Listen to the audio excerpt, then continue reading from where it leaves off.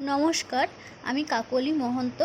আমি বৃহস্পতিবার দিন বাদে বাকি যে দিনগুলোতে শ্রাবণ মাসে লক্ষ্মীর পাঁচালী পাঠ করে থাকি সেটা আজকে পাঠ করব। শ্রাবণ মাসের ব্রতকথা।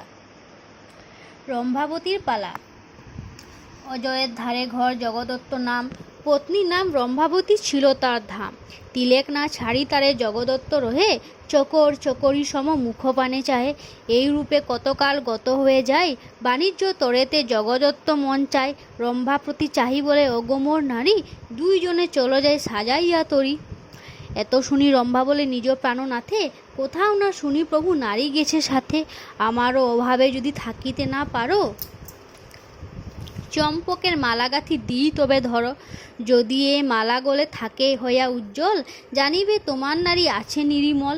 এত বলি রম্ভা মাঙ্গলির সপ্ত ডিঙ্গা লয়ে সাধু বাণিজ্যতে যায়।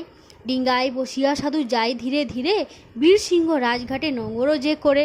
মালিনীর সাথে সাধু রাজ্যসভা যায়, মহারাজে ভেট দিলাম নমত তাই। সাধু বলে দেখে রাজা চম্পকের হার, মালিনীর প্রতি চাহে কহিছে অপার। চম্পকের গাঁথিমালা সদা গড়ে দিলে, মোর রাজ্যে থাকি তুমি মোরে ভণ্ডাইলে। এত শুনি যে মালিনী বলয়ে বচন, তব রাজ্য কথা চাপা কহত রাজন। তাহা শুনি জগদত্ত বলিলা বচন, মন্ত্রপুত মালাপত্নী করিছে অর্পণ। বলিয়াছে মোর পত্নী শুনো গুণমণি, যেদিন এ মালা শুকাবে হব দ্বিচারিণী। এত শুনি মহারাজ স্তব্ধ হয়ে রয়, কেমন এসে সতী তারে দেখিব নিশ্চয়। রাজাজ্ঞা পেয়ে কোটাল ছেড়ে দিল তরি, মালিনীর গৃহপাশে সাধুরও যে পুরী। মালিনীরে দিল কোটাল নানা রত্ন ধন, রম্ভাসনে মিলনের সেই তো কারণ।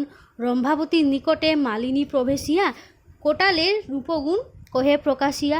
রম্ভা বলে বিফলে যৌবন মোর যায়, আসিতে বলিও তুমি কোটালে হেতাই।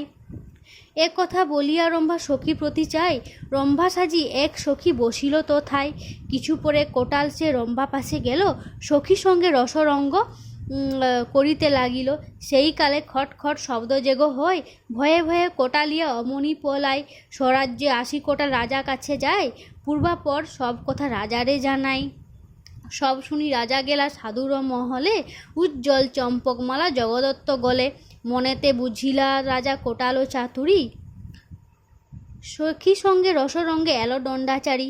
মনেতে বিচারি রাজা ছাড়িলেন তরি, কতদিন পরে রাজা গেল মালিবাড়ি। রাজা বলে রম্ভাসনে মিলাও মালিনী, জীবনের আলো সে যে ভুবন ও মোহিনী। রম্ভা কই ওগো মালিনী কহি শুনো আমি, রাজারে লইয়া আসো মধ্যরাত্রে তুমি। মধ্যরাত্রে রাজা গিয়া পালঙ্কে বসিল, সেই কালে রম্ভা যেন রন্ধনও আরম্ভিল। রন্ধন করিয়া রম্ভা আহারে বসিলা, হেরি তাহা মহারাজ পাতেতে বসিলা। এই রূপে ভজন করিলা দুইজন, ভজন অন্তে মহারাজ কইলা আচমন। রাজা বলে এসো কাছে ওগো প্রাণেশ্বরী, রম্ভা বলে শুনো রাজা নিবেদন করি। পুত্র সম অন্ন খেলে তুমি মোর পাতে, কেমনে বসিতে মোরে বলো গিয়া সাথে। হেন বাক্য শুনি রাজা জুড়ি দুই হাত, মা বলিয়া চরণেতে করে প্রণিপাত। লোক পাঠাইয়া রাজা সাধুরে যে আনে, রম্ভাসনে মিলন করালো সেই স্থানে। লক্ষ্মীর কৃপায় রম্ভা নিজপতি পায়, হরি হরি বল সবে পালা হইল সাই।